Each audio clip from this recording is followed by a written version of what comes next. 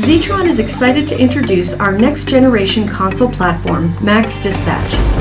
With this product, Zetron has taken our 30-plus years of console knowledge and experience and applied it to the development of Max Dispatch.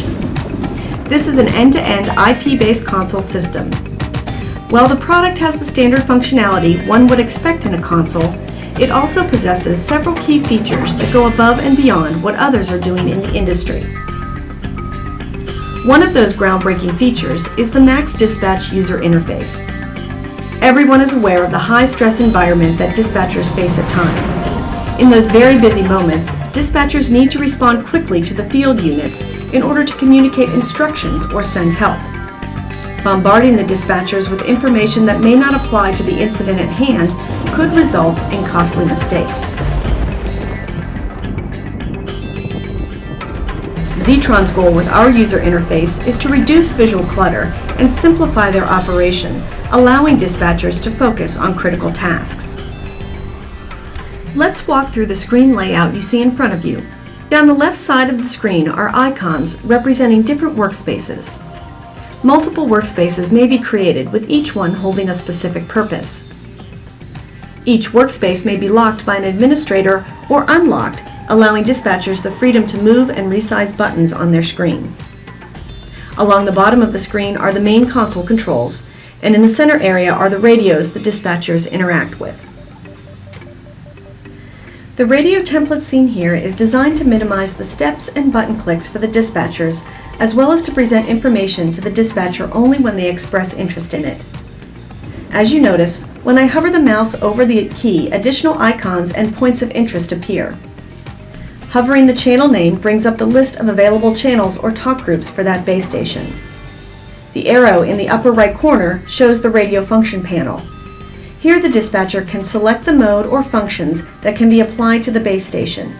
A simple one-click operation on any of these sets the base station for that mode. Here I have placed the base station into encrypted mode and applied a priority marker to that channel. The icons now appear, indicating I have changed the base station from its default state.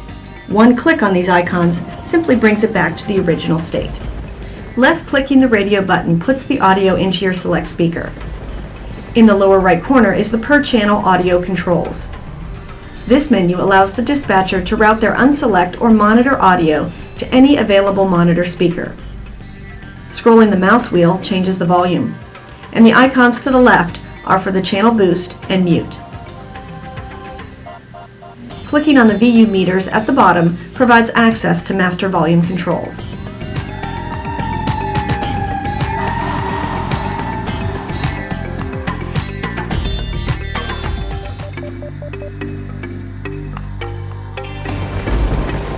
This icon represents the per radio call history. All transmissions are recorded here. Right-clicking on an entry allows the dispatcher to perform an instant transmit, and the audio replay controls for that recording are available just to the right of the entry.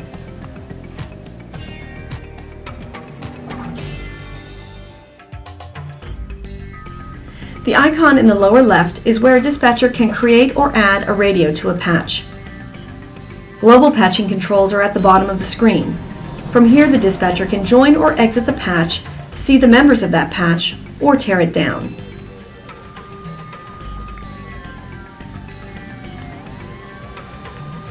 As we show some incoming traffic, you will notice that the picture or icon used to represent the ID of the individual is customized.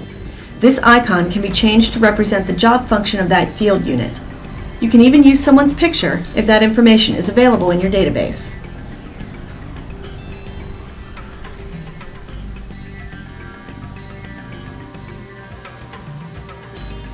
Dispatchers can access radios that are not permanently on their workspace by pulling them from the System Resources menu. Radio buttons may be dragged onto a workspace provided the dispatcher has the permission settings to do so. Another powerful tool in the Max Dispatch software is the Activity View. The Activity View allows dispatchers access to information or activities that are not permanently visible on their screen. For example, the dispatchers may need to only focus on a handful of radios for their primary job, but need to know when activity is occurring on less frequently used radios. The Activity View will show activity on a predefined radio that is not on the main screen of the dispatcher. The dispatcher can interact with it within this view. When the activity stops, the icon will then fade away, or the dispatcher can drag it onto their workspace to interact with it on a more permanent basis. When it is no longer needed, the dispatcher removes the button by dragging it to the trash can. If they make a mistake, they may retrieve it from there and move it back onto the workspace. Other things that may show up in the activity view are sensor inputs, alarms, or an incoming telephone call. Zetron's goal with our user interface is to reduce information overload at the dispatch position and simplify operations, allowing dispatchers to focus on the most critical tasks. This introduction into Max Dispatch has provided a brief overview of some of those powerful features we use to accomplish that goal.